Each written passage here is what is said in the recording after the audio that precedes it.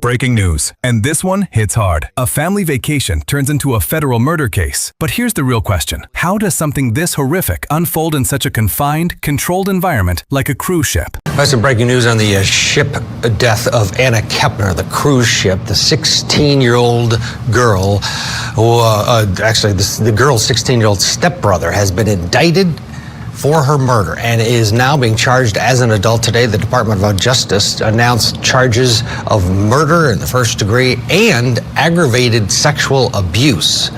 The DOJ says the boy, who is being identified as TH, quote, sexually assaulted and intentionally killed Anna, his 18-year-old stepsister. Anna's cause of death is listed as mechanical asphyxiation. The siblings were on a family trip on a Carnival cruise last November. TH's full name has not been made public at this point. It's out there a lot, but it wasn't in the documents today, despite the upgraded charges. More updates as we get them. But again, the breaking news here is Anna Kepner's stepbrother sexually assaulted her and has been charged by the federal government with murder. Joanna Nevis is still with us. This case took a while to get to this point, but they had time. This was something that happened in international waters on this cruise ship, so the federal government took the lead here. Walk us through what you believe are going to be the next steps. He's being charged as an adult. Right, absolutely. So what we're seeing is just kind of normal procedural posture.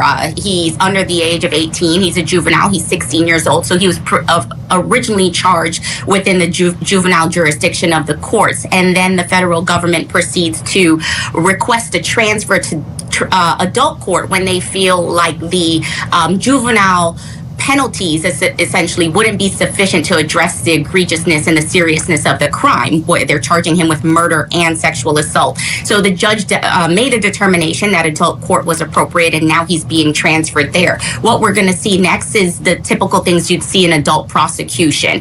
There's going to be the discovery phase, plea negotiation opportunities, potential opportunities for plea and sentencing, or ultimately a trial if the case doesn't resolve before then.